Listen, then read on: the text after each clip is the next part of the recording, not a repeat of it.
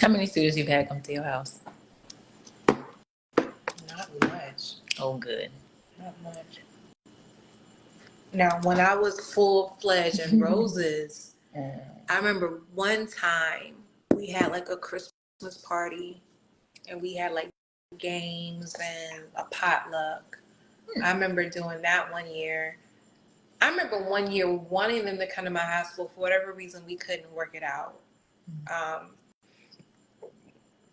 So I'm not gonna sit here and lie. If we have like the numbers we had last year, like we had like maybe 5 girls or 6 girls show up, we may just do it here because I never really invited people here when we first moved here because we didn't really have the seating. And now we have the seating. But it was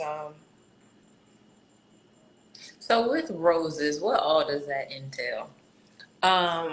Roses / Crown Her.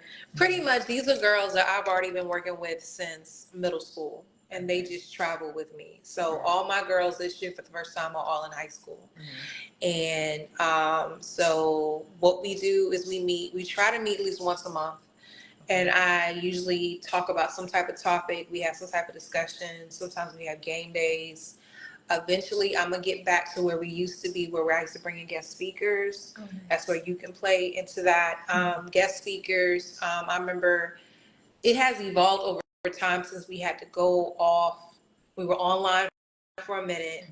We started doing that where I meet with them once in person, but then they also want me to check in with them online. So if they can check in online. For the last 2 years, we've been able to give a scholarship or really an endowment to the girls who are going off to school. This is the first year we have no seniors, so we're just banking money right now. And then I want to get us to a point we have our own space. We have trips. We used to have trips to the school. So that's why I want us to be a nonprofit, that way we'll get money coming in and can bank that and grants and funding so we can go where we need to go. Because we used to do college tours. So I can't even name. I remember we went to Claflin, South Carolina State. We've been to Queens College. We've been to Winthrop. We've been to Savannah State. Oh, nice. We actually went to Georgia State in Atlanta.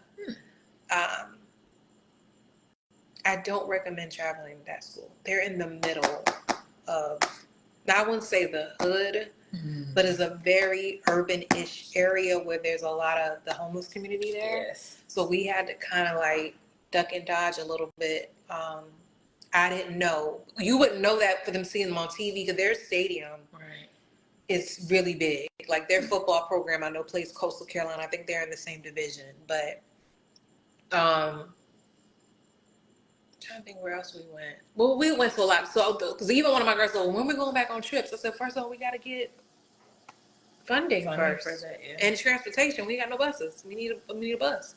So it's pretty much empowering girls. Okay, I like that. So, and making sure they remember who they are and not getting caught up in the foolery. And I do check their grades.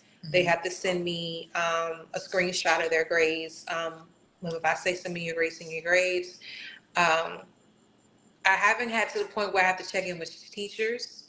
I used to do that when I was in the school, but now that I'm out of the classroom, we just have to roll with it. So, but that's where Crown Her is now. So we'll start back meeting in September. We usually meet at the Richmond Library because it's free. Right. But eventually I would like us to have our own space. But for those of you joining us on the Bria's Live, this is the podcast after party. We just launched my first episode of Crown by Nichelle podcast. We talked about Unbreakable Wands, the effects of a positive relationship between a teacher and student. So we shared things that I guess we can do the same thing we do on IG. What was your biggest takeaway from that episode? Look at Justin. Hey, Justin. Yes, I remember Justin. Did Justin get married, or he's getting married? I believe he's already married. Yeah. Yes. Hey, Justin. Crazy. Oh my God. He was in the y'all. That whole class runs together, but I remember y'all because y'all were like really cool. Dang, that is so So, yeah, so for those of you who don't know, this was my 7th grade ELA teacher. And y'all know I am grown now, 26. So we were talking about those lasting effects of a positive relationship between a teacher and a student. As I said on Instagram, my biggest takeaway is that don't want to say something different on here. Don't want to say the same thing.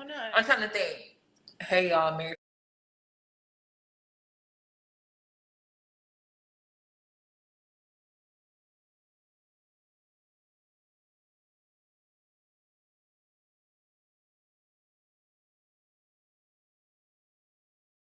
for 2 years now. Oh my goodness. That's so, yeah, I'm waiting to get married next, but we're not gonna talk about that. it's coming. It's coming. I'm still waiting. What are you talking about? I'm still waiting, and I'm 44. Listen. I'm still waiting. You still talk. Mr. Green. Or does it do that? Oh, I thought he pressed. Oh, okay. I thought he pressed it about 5 times. But my biggest takeaway from our podcast is just that teachers are like the superheroes of society. And I don't think people realize that. So yeah, educators are owed so much. So yeah, that was my biggest takeaway. Embrace the speaker. She got it. And she got it. No. No. It's like, don't even try to do all that. You watched the whole thing? Yeah, your TikTok wasn't.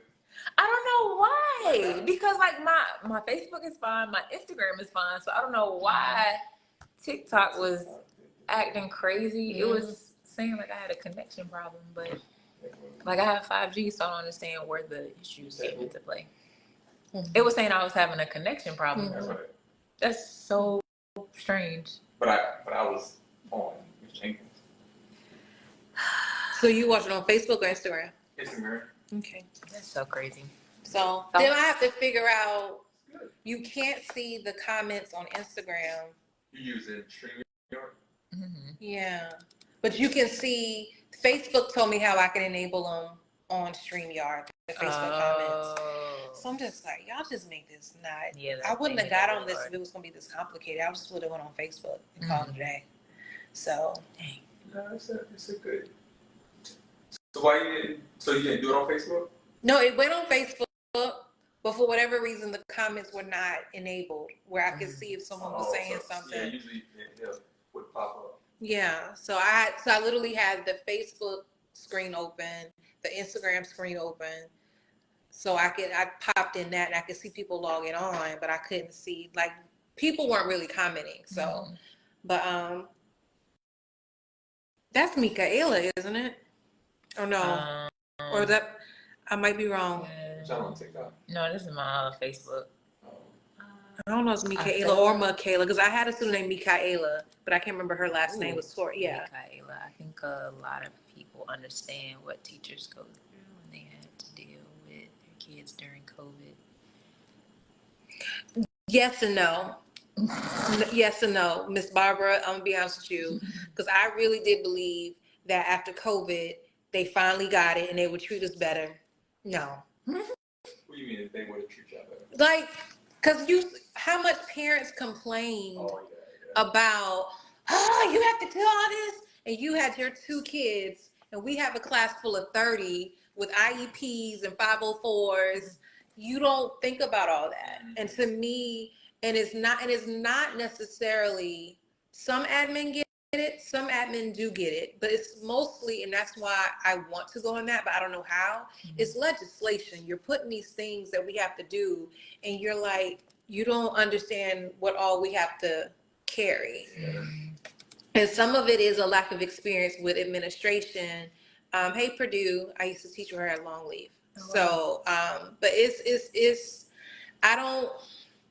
given that they struggle to increase our pay this year, they increased our pay, even though I'm not in the classroom, but it tripped me out how quick they were able to pass a law that is not foolproof, but they're kind of testing it out where if let's say if one person decides I don't want to read this book, oh yeah, the whole state of South Carolina is not allowed to read that book in any school. One person. Oh wow. So, and the fact they were able to pass that law is because the people didn't read the law and they didn't realize that people changed the language in the law.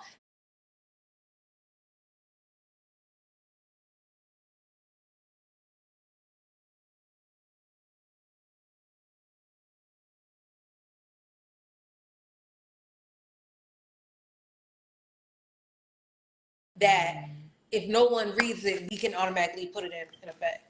And he's like, I didn't read the law because normally that's not how it works, but I didn't know they changed. Dude, that's you're in office. I need to find out who that dude is because he needs to come out. I need to vote him out.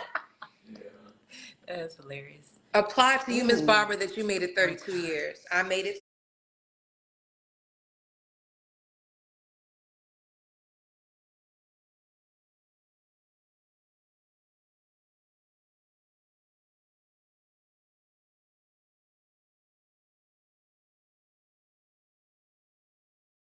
Did you know she was an educator? Oh wow. I don't know if I 32 years. I think my mom made it about that same time. Hearts. My mom. I want to say the last 5 years she was like in administration, but yeah, So hold on. So are you still in the schools? So you can put that in the schools. So you Darcy left and went to school and you. I just saw that today. I said, yeah, I saw that too. I was like, come on, Darcy. How Richard 2 pulled that off? Like, they did a big joker down on that. You got Darcy to leave. Our superintendent is doing some things. That's the lady, right? Yeah. Yeah. She seemed the Coretta Scott King look-alike. Yeah. To me, she looks just like Coretta Scott King. Yeah. So, my mom was a reading specialist too. Yeah. My mom did that at Dent, I want to say. But yeah, they're doing some things. So I mean, the reality is. So hold on. I didn't mean to cut you off. No, you're fine. So what? Why don't you pull up a chair? Right, just sit right there. Y'all want the people to see the people on top. See, this is no. I've been seeing how Kyle be flexing. He be doing too much. People gonna pop. I swear somebody be checking for him. Somebody. What's your Instagram or Facebook? Well, I already told you this was Facebook. Oh, let me bring my global people in real quick. So because you need to y'all people need to book me. Yes. Book me to come in and speak to you. That's one of my companies. Hey Sierra.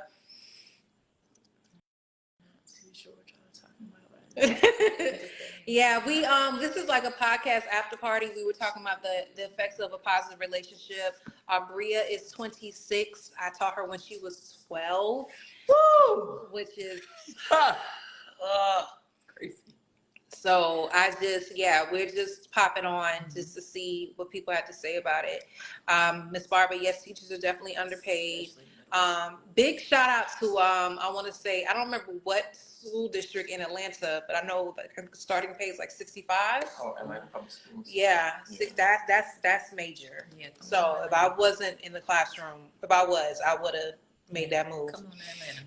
Yeah. So I can't deal with the traffic. Oh my gosh, that's what everybody said. That's the first thing everybody says. Because it's true. Like I've been in Charlotte traffic. Atlanta traffic has nothing on Charlotte, and I hated Charlotte traffic. Like it's backed up for no reason. Or that is true. Like and no reason. That aggravates my soul. I don't like pointless traffic. Like something need to be going on if it's traffic. So, but yeah. So hold on. What made you the type of teacher that you were? Like I asked that question. I don't think you saw it on Instagram. But what made you want to be so involved, so caring? Like what was it? Did you go in there in year one? I'm sure year one you kind of feeling your way through. But what was it when you got to the point where you was like, you know what, this is my sweet spot? It's not even like I knew I had a calling in my life to be an educator, but at the same time, I just knew how these kids want to be treated. Now, I'll admit it took me a while to balance discipline versus scolding or demeaning kids, because I realized there were sometimes I disciplined kids and I did demean them. I do not sit here and act like I was a perfect teacher, but I was always that teacher where I went to the football games, I went to the basketball games, because I have some of my former coworkers, they would check out. Like, as soon as it was time to go, they weren't coming back on campus. Right. So, hey, Kevin Riley. So it's one of those things where I just always was there. Now, I do wish I can go back and change. Like I mentioned, Aubrey, you saw it on the podcast, how I wrote that letter apologizing to that student, because I realized that wasn't necessary. That wasn't necessary. So it was always in me. It just took me a while to realize, okay, you can talk to them without yelling at them. So it's just. So was it around the time you got Bree that you had kind of got your wings under you? I wouldn't even say that, because there was some kids in Bree's. They got the business. Because I'm thinking about one in particular. I don't know if she was along with you. I'll tell you her name afterwards. I don't know if she was along with you, but to this day, when a former student of mine they were in the same class with her. To this day, she hates my guts. She felt like I was nasty. And what it was is I made a comment, an inappropriate comment about her relationship with somebody in front of the class. Oh. And kids don't like to be called out. Oh, yeah. So it was, that was one thing, and that's going to definitely be a chapter. I need to start writing that, but I'm going to write a book. I haven't decided the title yet, but it's going to be a professional memoir. And one of the chapters I'm going to bring up is just how. Oh, Bijane. So it's just like how you have to be careful how you speak to kids. Yes. You have to remember these are still kids. And I truly believe that just like the Army has a psyche eval, I think teachers need to have a psyche eval. And we need to I think some teachers, what they do to students is you are hard. And I realized that for myself. I'll be first to admit it. That's going to be a chapter. I realized I was harboring some things I dealt with in my childhood, and it was coming out sometimes in my teaching. So I really believe from a mental health aspect, teachers all need some type of, whether it's group counseling, something needs to be done to you to get all that stuff out. Because I think sometimes. But then how do you get that though? Like when will you have time to do that? I mean, you see what I'm saying? Like as far as the mental health aspect of it, I mean that's something. Given if you give everybody a proper planning period like you're supposed to, I don't see why once a month. Right. Or once every 2 to 3 weeks, there's like a mental health check-in with your professionals, and maybe you want to alternate what teachers you meet every other week and have a professional come in. Like one thing I'll admit, we don't have enough mental professional. Yeah. Cause cause somebody wanted me to be, I thought I wanted to be a counselor. And then when I really examined the role, high school, for instance, how big was your class? You remember? Like, her graduating class? 400? No, she probably had 700 people in pre-class. No, it was probably a little over like 400, I want to say. Okay, so you have 400 students assigned to one counselor. Yeah. And then I have to make sure your schedule is straight. I have to make sure your classes are straight or college bound. Oh, if you're having a problem at home, don't let me get to talking about suicide ideation and how you have to cut. That's too much to juggle. Yeah, so there literally should be a guidance counselor where you focus on scheduling and I focus on mental health. But it should be several. I will admit at Ridgeview, freshmen all had one counselor, sophomore had all counselors, and then the juniors and seniors were split between like 3 or 4 counselors. So that evened it out a little bit. But in the beginning, it could be a lot. Coaches needed too. Counseling too in my current profession, I realize I do that.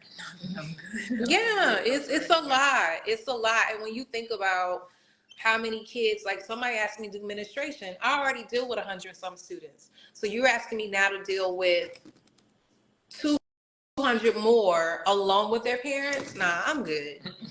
I'm good. So that extra 25,000, I think they make more than us as teachers or more, whatever it is. They earn every bit of it.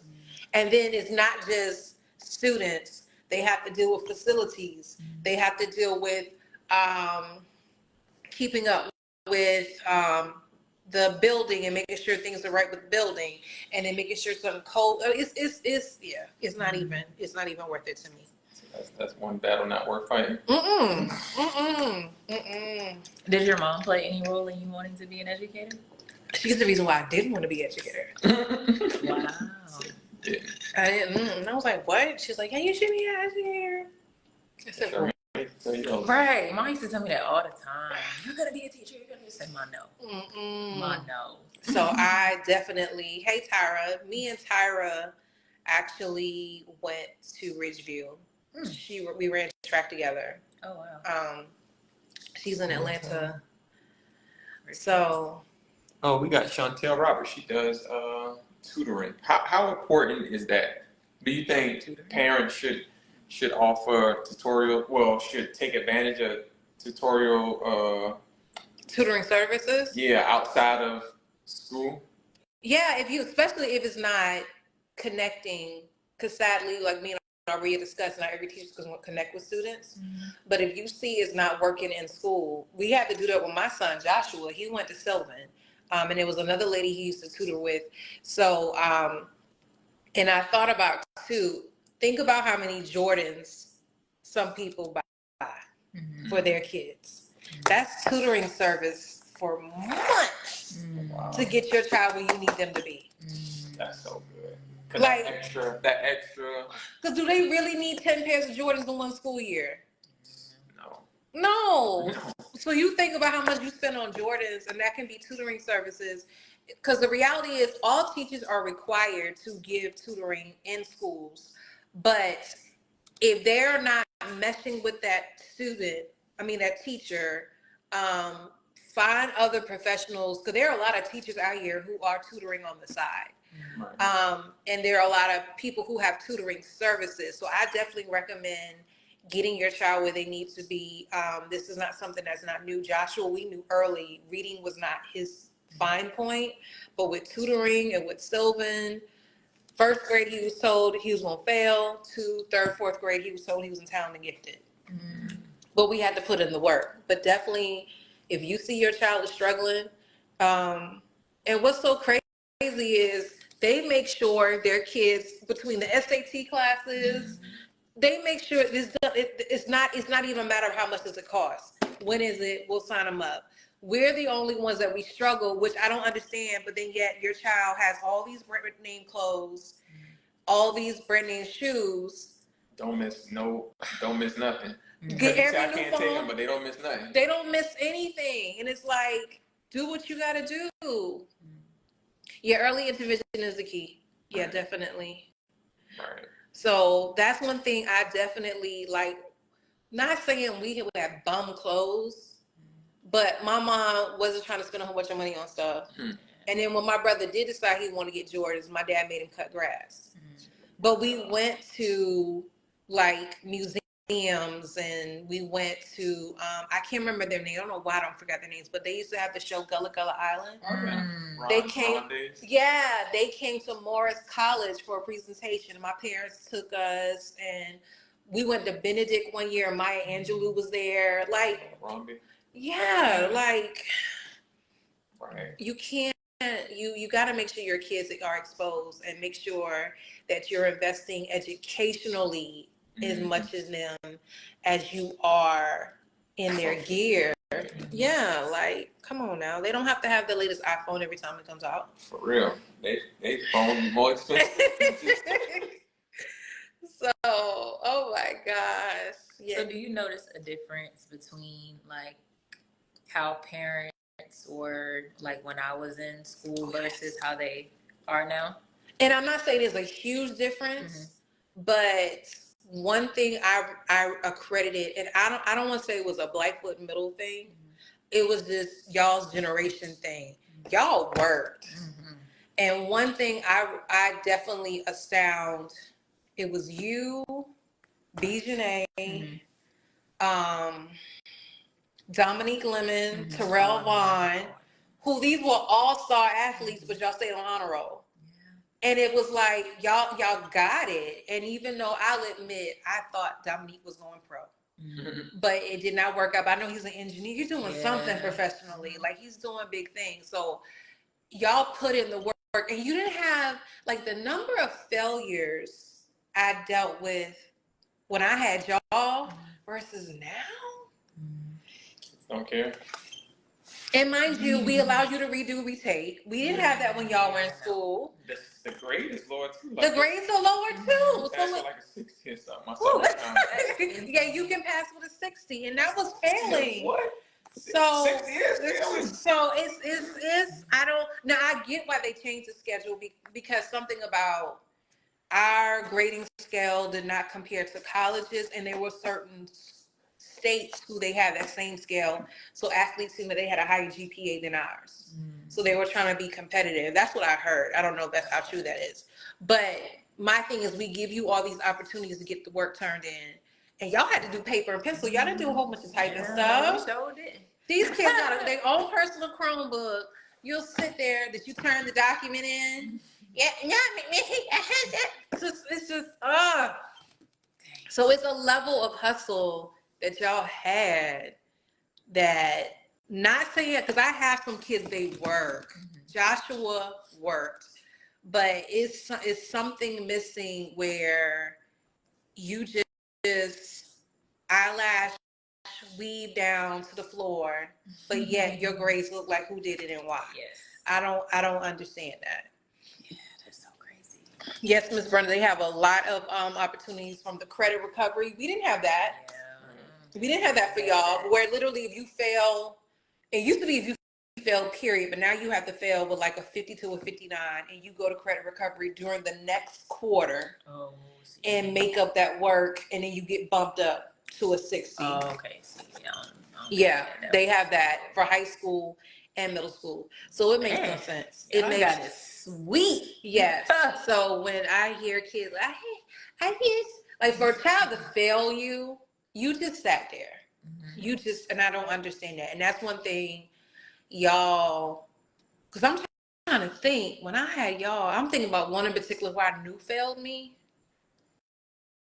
And he's the only one that sticks out, and I think that's only because his whole story. But he's someone I wouldn't mind bringing on. I have to tell you afterwards what that was. But other than, I don't remember having a whole bunch of failures. But like my first year in high school last year, my first and last, it wasn't a long list, but it still was a list of kids who, because I'm not used to kids failing with Avid. Right. If you're an Avid, you're not, wherewithal about you. Yeah. So, but with going back into content with English, it was like, okay. And I remember telling one girl, if you turn in everything, you will pass. Okay, I got you, Miss Jenkins. And turn in one thing. Lord. So I'm like, I can't. So either you want it or you don't. And some of them legit, like I was telling somebody the other day, they need to bring, did y'all have trade school? Where I'm from? No, like we didn't have that. You know, y'all don't have it. We don't have that. In Sumter County, we had it. Like vocational school. We need to bring, we have it in certain schools, but we need to have 2 or 3 campuses within each district that's a vocational school. Because some of these kids, they are not going to college. They're not going to college. And that is okay. And that is fine. It is not even that. They just need something different. Right. Like, they just get the basic English and whatnot, but at the same time allowed to learn a trade or a vocation while they're there. But I noticed what Richland too, I don't know how it is in Richland 1, it's so sparse. Like, okay, you have the barbering school at Ridgeview. Well, no, at Richland 1 they have got Hayward Person. Okay, that is right. Okay. That's what used to work, yeah. So we need to bring that back because y'all don't have one of those. Very true, yeah. They have it like, okay, you can get your CNA at Westwood and Ridgeview. You can get your barbering license at Ridgeview. You can get your cosmetology license at Arnie. It's spread out. But they don't have a set school. And we need that. Yeah. And we need that. They got culinary, athletic training, barbering, like nursing. Yeah. So they spread it out before schools. Well, then. And if I can't get to that school, then I can't get that program. Yeah. So, and that, to me, that sucks. And that's what they need. And I get what they were trying to do. Like, if y'all want to say, if you want to be like do EMS or be a firefighter, Westwood has that program. But what if you live in wherever and the bus don't go there? Exactly. You have to provide transportation. That's where that's where I have a problem. Like, one thing I would like to advocate to our board, but I don't know, going to be like funding. We need fashion design. Why don't we have fashion design in our school district? So yeah, that's true. Even something like audio engineering. We do, oh, they do? Okay. at R2I2. Okay. It's called Beats and Animation. It's a class. If their schedule is not too full, because you have to spend either the first half of the day or the last half of the day taking those courses, and you can start as early as your sophomore year. But that's at R2I2 at that district office. They have that class. That's something that's so popular right now. And you gotta meet these kids where they are. Take them where they need to go. Yeah, because I had one in particular. His mom sent me his rap track, and I was like, "This is cool." Matter of fact, last year I had kids who that was what they did for their project. They rapped. I had a few. Oh wow! Like, they put the beat together, and they were rapping like a character from the Odyssey. It was pretty dope. Probably like, I did not know you had that. Yeah. These kids be so creative. Yeah. I go into schools. That was an elementary school we went. No, you wasn't with me when I was in New Orleans. Remember that when I showed you with the kid rapping? He was like, he rapped so fast. Oh yeah. Kid was in elementary school, killing it. Like. Yeah. And you gotta have somebody to foster that. So it's super dope. Here, kids can go to college while in 10th grade. Yeah, we have early. Kids can go to college while in 10th grade. Yeah, it's called early college. Ridgeview is the only. You have to go to Ridgeview to do it, and then I want to say it's called Midlands College in Richland 1. But pretty much by your junior year, you're technically a freshman in college because they double up your courses. Where you're taking English 1 and English 2 your freshman year, and you just stack them up. So by the time you're a junior, I had those kids last year, you're in your first year of college. So by the time you graduate, you have Joshua's best friend, she did that. So by the time you graduate, when you go to school, college, that's a freshman probably. No, you're junior. Wow. You're a junior. Dang, that's crazy. So that's real crazy. So I regret I didn't make Joshua do that, but it has its pull, then it doesn't have its pull. Like, some people admit, here you are 19, and in 2 years you're deciding if you want to go to grad school.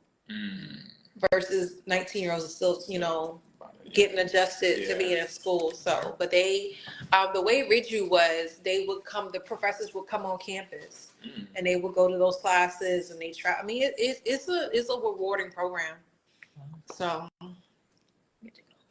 but I don't want to hold y'all any much longer. I don't know who these people are. Lisa must be. I don't know. Get Jacoby. You